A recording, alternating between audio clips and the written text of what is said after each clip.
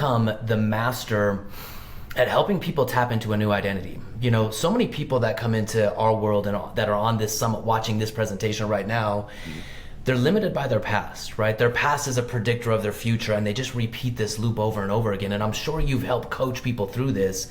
But if someone's coming to you and they feel like they're limited from their past, that identity is stuck on 75 like you're talking about, how do you A, become aware of it? And how do you B, go about changing it and increasing your identity about what's possible for you? Well, awareness is just look at where your life is right now. And no matter what you think, and I'm saying this of myself, you, anybody, look at where your life is right now. If it's not where you want it to be, it's your fault. It's not your parents, it's not your mama, it's decisions you've made in your life consistently that have put you where you are. So your external life is a reflection of your internal identity. So and by the way, you have multiple identity settings. You can have one that's relationships, one that's money, one that's fitness. So I have some friends that are very, very wealthy people. They have a high wealth identity, but they're 60 pounds overweight. They have a terrible fitness identity. And these same people, by the way, what do? They'll get in shape for a while. You see them, you go, wow, you look incredible. You see them a year later, they put all the weight back on. They turned the air conditioner on. So what do? I wrote a couple books, but one of them is called The Power of One More. And there it is. Okay, thank you. And by the way, it's been out a long time. I'm not promoting the book. I reference it because in that book, I kind of cover two of these things. And I teach in that book, I say it's the holy trilogy of changing your identity, which is faith, intentions, and associations. Okay, and let me elaborate. So I really believe that whatever your faith is, I'm not here to preach to you about faith, although you and I were talking about it off camera. It's amazing to me how people that profess they have a specific faith in their life, they believe they come from a loving God, he made them in their image and likeness, whatever their faith might be, somehow only believe that when they're at church. But when they walk into a business meeting or they do a deal, they walk around their life every single day, they're alone. Bible says, I will never leave you nor forsake you, but so many people feel alone. When I enrolled when I enrolled Jesus as my business partner, my life began to change. I got a lot of confidence because it's me and that dude, not me alone. So that's number one, faith, whatever your faith is. Number two is intention. Years ago, I've had all these influencers in my life change my life. Years ago, I won an incentive trip to Hawaii. I'm running on the beach in the morning, real early, like 5 a.m. And as I'm running back to the hotel, this man's running towards me. It's kind of a foggy morning on the ocean. And I remember thinking, I don't want to bump this guy. He's sweaty, got like a hairy back, he's bald, and he's getting closer to me. And I'll never forget it because it was a long time ago. We both had Sony Walkman on. Anyway, we run right by each other, and I look, and it's Wayne Dyer, the great Wayne Dyer. And I stop and I pull the Walkman off. I go, Dr. Dyer, you changed my life. And he has a kind of deep voice like mine. He turns around, he goes, oh, I doubt that. But how did I help you? He goes, you changed your life. He stops running, full breath. And so we end up walking together, and we sit down on the beach, and I watch the sun come up with Wayne Dyer. Here I am, 29 years old, whatever I was at the time. At the end of the conversation, he goes, Ed, this is going to sound bold, but I'm convinced you're going to change the world. And I don't know if he said that to everybody or not, but I felt like he was just saying it to me. And he goes, and it's not because you're so smart, but you are. And it's not because you're a great communicator, and you are one. He goes, can I tell you why I think so? I said, yeah. He goes, you have incredible intentions. You really want to make a difference. You really want to change your family stage in life. You want to help other people. And what I didn't know is at that time he was writing a book, I believe, called The Power of Intention. And he goes, Ed, if your self-confidence is going to be predicated on your results or your abilities all the time, you'll chase your tail the rest of your life. You'll never have enough abilities. You'll never be ready enough. Ed, you're going to have ups and downs. And if you predicate your confidence on results, you're in big trouble. Remember this, because I know you know it's true. You're a good man.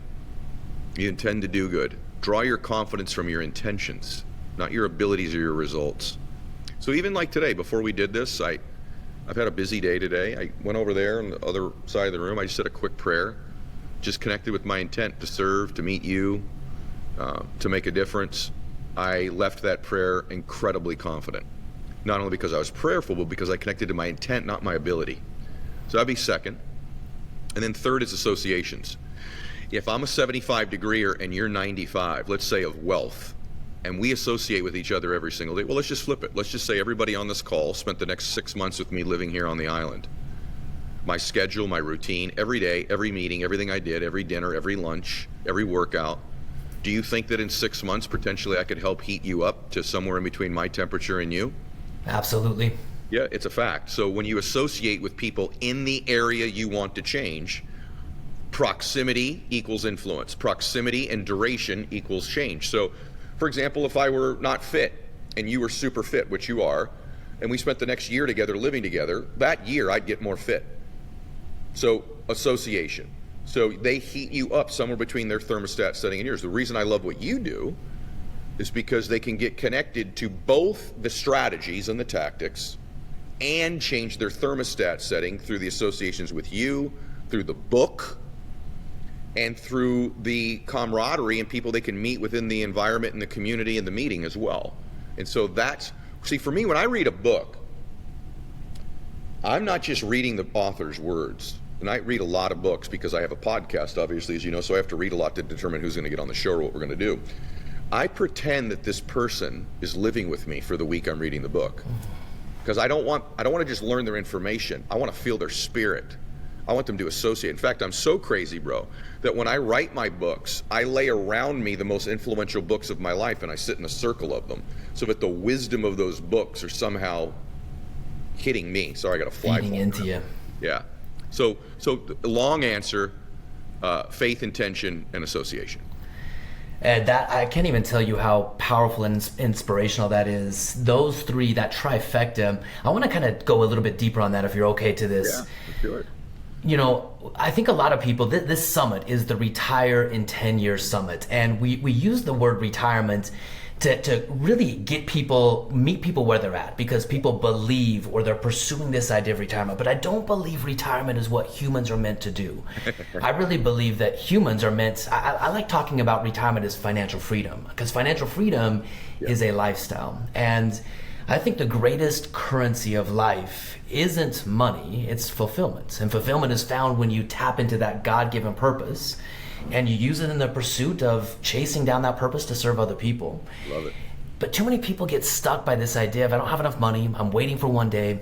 Ed, you are a very purpose-driven individual, and I think you found this from a very early age, from meeting Wayne Dyer, from coming into contact with Bob Allen. But you've been purposeful in your pursuit of money, of wealth, and of prosperity, and using your talents to serve other people from the orphanage all the way to present day. So talk a little bit about this idea of purpose, this dichotomy of retirement and selling off into the sunset versus removing the constraint of money and going deeper into purpose, which oftentimes is the greatest work physically, mentally, and spiritually that a person can do. When I was young, if you wanted to get me to do this Zoom today, it would all be about the recognition I would get, the significance. They're going to love you. They're going to think you're amazing. And I've OD'd on that in my life. If you want to get me to do something now, you say, hey, man, you can make a difference. You can contribute. It's really what juices me. And this idea of retirement, you're right. By the way, that was my dream. When I was at Robert's event, my dream was like, hey, by the time I'm 30, I'm going to have enough money saved, enough rental property cash flow coming in that I'm bagging it. I'm going to play golf 6 days a week. I'm going to have my house paid off, whatever it might be, right, back then. And as I got closer to that, I was like, I'm just not wired for that. I'm just not. And but there's a huge difference in life of having to do something and wanting to. Having to is a burden. Having to is stressful. I haven't had to for 25 years. I want to, I get to. And so I've been free to choose the pursuits of my life. What I have found is what makes me the most happy, and I didn't know this when I was young. I wasn't even close to knowing this when I was young. I learned a lot of it at the orphanage. Man, I really love helping other people. And I think a happy person is someone who understands and discovers what their 2 or 3 gifts are, and then they use those gifts in the service of other people. Here's what I found about life. There's a thing called aliveness. Brendan Bouchard and I just talked about it. And actually, he coined the phrase to me. I feel the most alive in my life when I'm growing, when I'm overcoming things I doubt I could do. People ask me all the time, you still have doubts? Yeah. In fact, I'm surprised sometimes by the fragility of my confidence. You know, I can very easily doubt myself. People ask me, what do you do when you're coaching all these pro athletes or top CEOs? What do you work on? Their doubts, most of the time, believe it or not. What do the people on your podcast have in common, from the most famous actors to the richest people in the world to doubt? And you know what they've decided to do? They take action in the presence of doubt. And they're alive when they do it. In my first book, I talked about butterfly feelings, that Friday night feeling before a football game. All the great moments in life, that first time you asked your wife or your husband out for a date, that the birth of your child, before a big speech, whatever it is, a big meeting, a big decision, you get these butterflies. That's God telling you this is about to be a special moment. You're the most alive when you feel these butterflies in your life. And for me, when I'm not feeling those butterflies, when I'm not operating in some doubt, it's not the absence of doubt, it's operating in it, I'm dead. It's a death. It's like a slow death. Comfort is like a death. It's like this slow asphyxiation that over time you're like, I'm not really that uncomfortable. I haven't really tried anything. I don't have a lot of doubts. I don't have any critics. I don't have any. And what you think you want is the last thing you want. You think, I want to retire in 10 years. What you want to be able to do is to be able to retire in 10 years, which is, I know exactly what you're saying, and then have the freedom to choose whatever path you want. And so oftentimes our career can't be our passion, but once we have enough money, we can turn our vocation into literally our purpose in our life. And my purpose in my life is I want to help people reach their full capacity and their full potential. And I'm addicted personally to the expansion of my being. I'm fascinated by meeting the 65-year-old me in 10 years. Who's that guy going to be? Now, I hope he has the same character that I do now.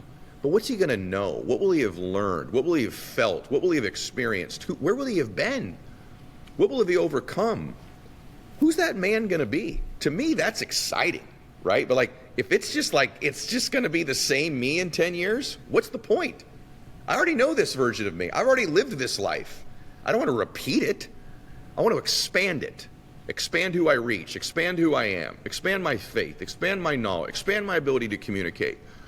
My daughter, when I was 40, we had my 40th birthday, and I just started getting on social media, and she goes, Dad, I think you're going through a midlife crisis. And it was at dinner. My daughter's the bold one. In fact, can't wait. She's going to be here tomorrow.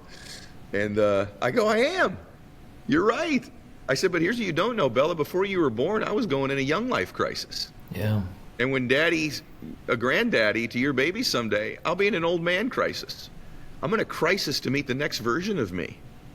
It's really cool. I'm not the same guy I was 10 years ago, and I don't want to be. I want to know new things. You know, one of the things John Maxwell and I were just talking about, I said, what do you respect most about people that you thought you didn't respect when you were young? Isn't that interesting? Because he's such a dear friend of mine. And John goes, I like people who change their mind. It means they've got new information. He goes, I used to think when I was young, I needed to only say the same things because I wanted to be consistent. And he goes, I've got new information. I've learned new stuff. I've had new experiences. I ought to change my mind once in a while. I said, I don't know if you're changing your mind, John, as much as you're expanding it. And he went, that's the word for it. So that's sort of what my addiction is and what my purpose is. And the happiest people I know have a purpose in their life they're committed to. That purpose can be their family, their faith, both of those, their business, all three. The most unhappy people I know, some have a lot of money and no purpose. And others have no money and no purpose. But what they have in common is no purpose.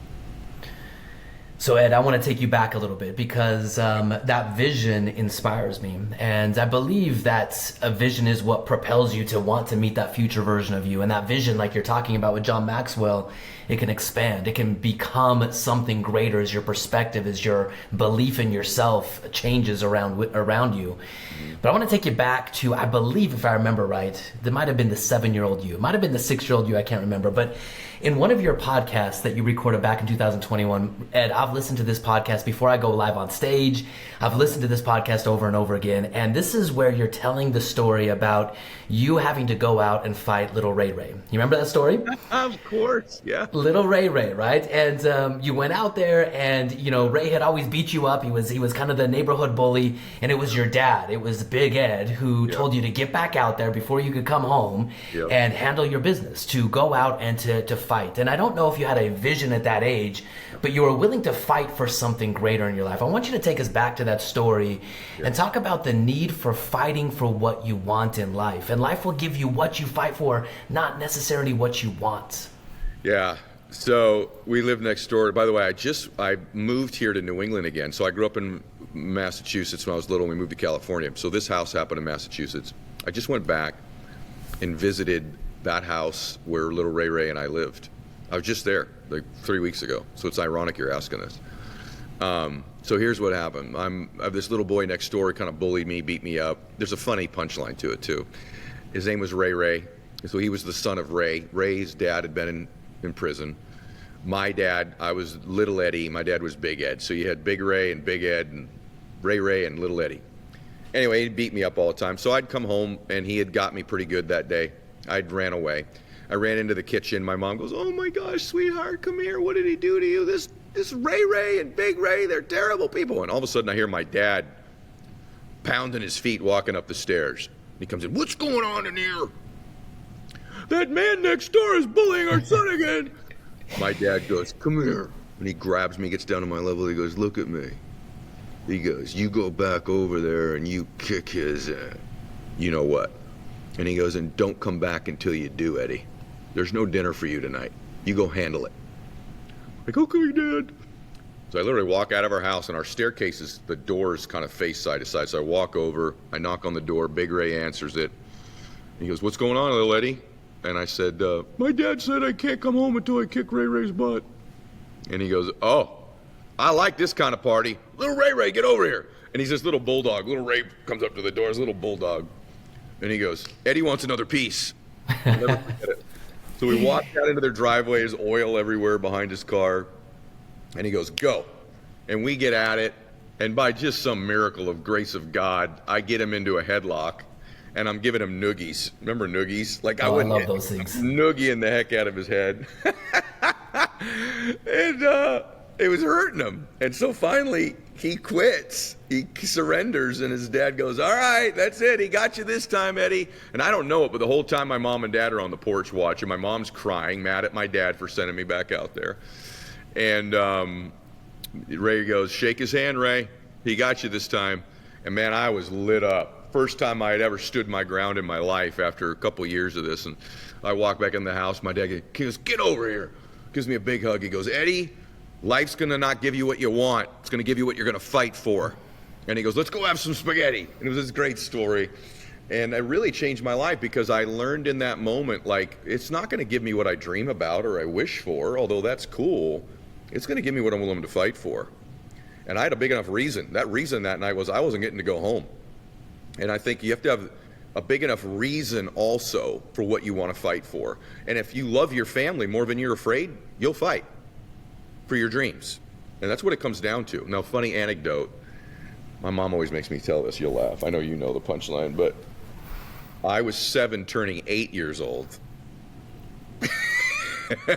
And Ray Ray was 4. I don't know why that's relevant detail. I mean, the story is the story. Don't let the details get in the way of that. Man. But I've learned that, and I really believe this. Life gives you what you want to fight for. And here's the one thing I will say. I'm deficient in a lot of things. I love my wife and my children more than I'm afraid. And so you mess with my family, you don't need to worry about what you're having tomorrow morning for breakfast. I promise you that. And I'm willing to fight for my family. And that helps me overcome a lot of my fears. Ed, you've been a fighter. You've been a fighter. I think Big Ed was a fighter, you know, all the way through his fight through with sobriety, which I think defined you in a lot of ways. It comes out quite often in your book. And I want to talk about the power of one decision here in just a moment. Sure. But I want you to go one step deeper on fighting for what you want. Yeah. What do you learn about yourself when you're willing to go into the pit, when you're willing to face little Ray Ray, the bulldog who's been beating you down for months and years? Yeah. What do you find out about yourself when you face those fears and fight for what you want? This is a great question. So, by the way, what a great interview. You're a lot more resilient than you think you are. And actually, if you just looked back at your life and gave yourself a little credit, you'd realize that. Look how far you've already come. Look what you've already had to deal with in your life. And I realized that day, I might not be the biggest guy in the world, and I'm not, or the strongest, but I'll fight you to the end. And I've learned that about me. You know, the other thing I've learned too through fighting, and I want to say this to anybody, no matter what difficulty you're going through in your life right now, and you know, in my family, there's a real significant difficulty happening right now. There's always a way out. There's always a way. The enemy will try to get you to believe the walls are closing in. There's no way out of this. There's no way out. There's always a way out. There's always a way out. There's a little window. There's a crack. And I've really, no matter how big the problem's got, no matter how bleak it's got, and 55 years on this earth, there's been some biggies, right? And I'm not immune to that at all. And there's always a way out.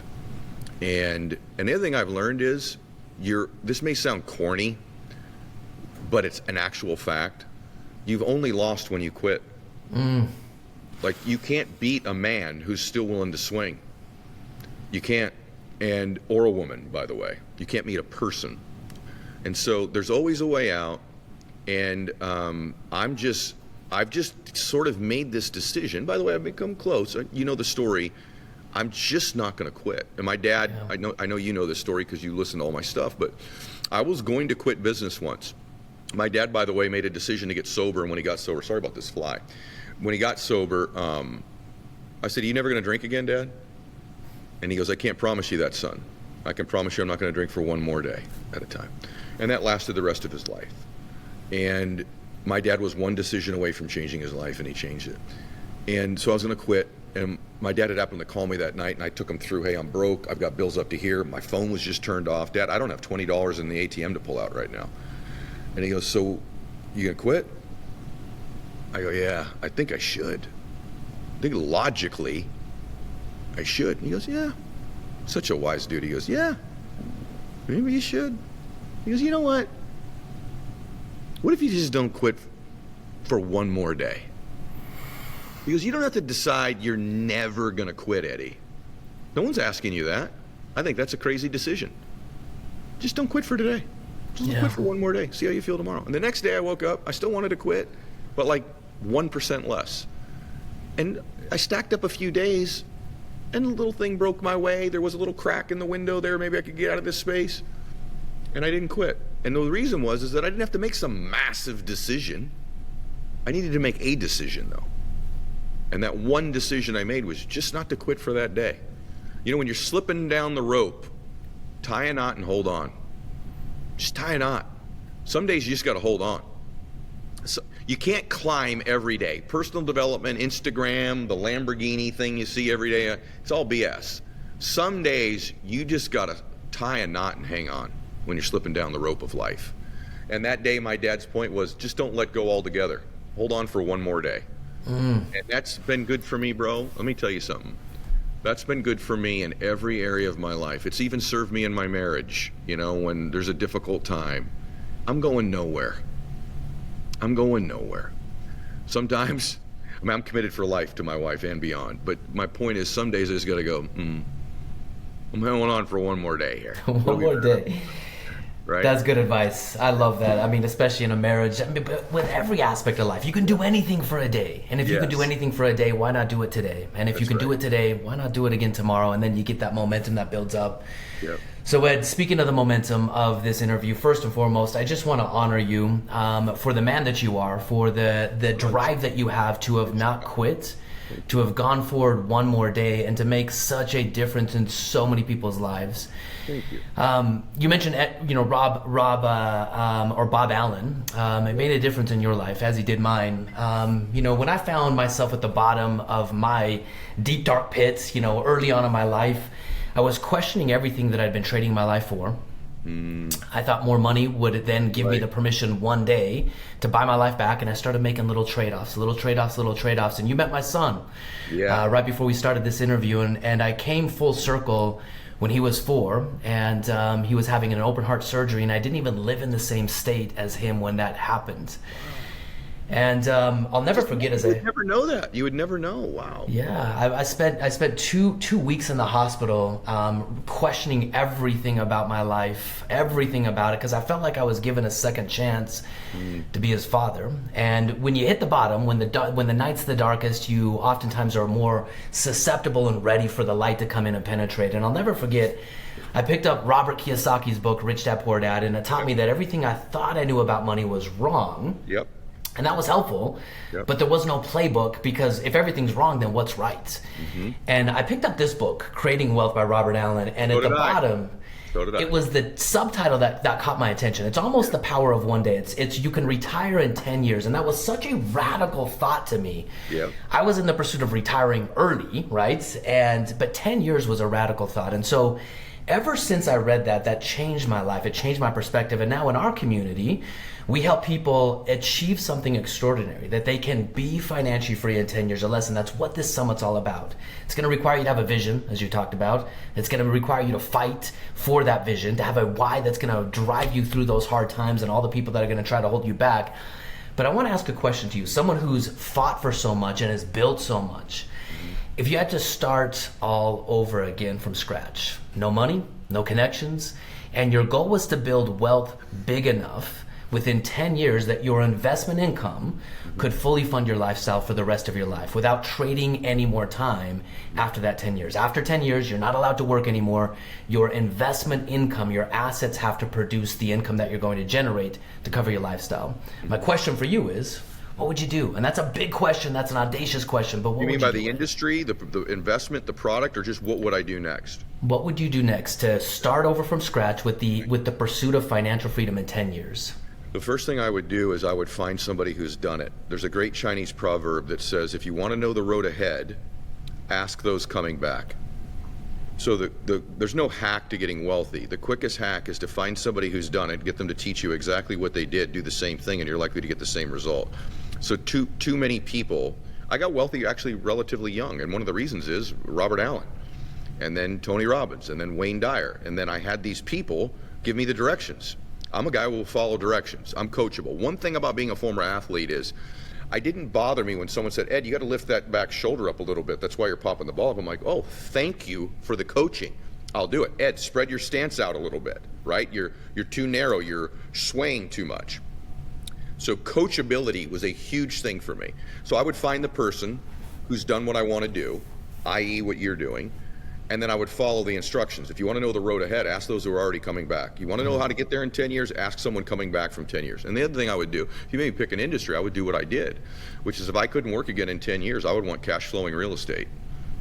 That's what I would want. If I couldn't have cash flowing real estate, I would want to be able to be in the buy and flip business where I've at least made money. But I've made most of my wealth in the real estate business. So I've cash flowed in other businesses and poured them into that industry. So I really like what you're doing. You're also a good dude. I want to tell your audience something. One of the coolest gifts I've ever gotten in my life, I got from you. And by the way, ironically, you know what this quote says on the golf club he gave me, you guys? Is this awesome or what? There's another one here too, but this one, I just put a mural up to my dad in a golf house. I'm building a golf course here on the island, my own golf course. And my dad's nickname in our family, his first grandson couldn't say grandpa, I called him Gump. So his name was Gump in our family. Long story short, we just completed the room last night. It's a room as a homage to my dad. So when you come to the golf course, the turn, you know, where you get a hot dog or whatever, this whole greeting room when you get to the island, and the turn for the golf course is called Gump's. We just literally filmed the video for it last night. A golf club arrived at my home today from you. You know what it says on there? Don't give up for just one more day, Dad. That's going right in there, brother. It's one of the coolest gifts with the most amazing, remarkable timing ever. And then you just asked me the question about that. You're a good man. And so what I would find would be somebody I could trust, that I can believe in, that has the directions. And the industry, you know, with the advent of AI coming, if I can be, you know, a bit more specific, AI is going to be a disruptor. And for a lot of people, they justifiably are scared right now, and they should be. If you think about what the internet did to the world in a decade, the AI is going to do that to the world in the next 2 years. One of the businesses that I think is hopefully AI proof is the real estate business. And so I really believe there's a lane here that's more valuable potentially than ever done correctly. And the lanes are going to narrow. The ways that people are going to make their dreams come true could expand because of AI. But a lot of jobs and a lot of careers, there's going to be a lot of displacement. Brendan Bouchard just told me an hour ago, he goes, Ed, I think 30% of people will lose their jobs in the next 36 months. That's a crazy statistic. It's a crazy one. And so that's what I would do. And I would work on myself like a crazy person so that I'm ready for it to turn the heater on of my life as opposed to the air conditioner. The other thing that's really cool, made a lot of wealth in different cycles, brother. And I will tell you, when a lot of people were turning the air conditioner on, I had the heater on, and it like multiplied my gains and my earnings. It's one thing to win when everybody's winning. It's another thing to win when most people are panicking and running for the hills. You can make laps around people when you got the heater on and their air conditioner's blowing.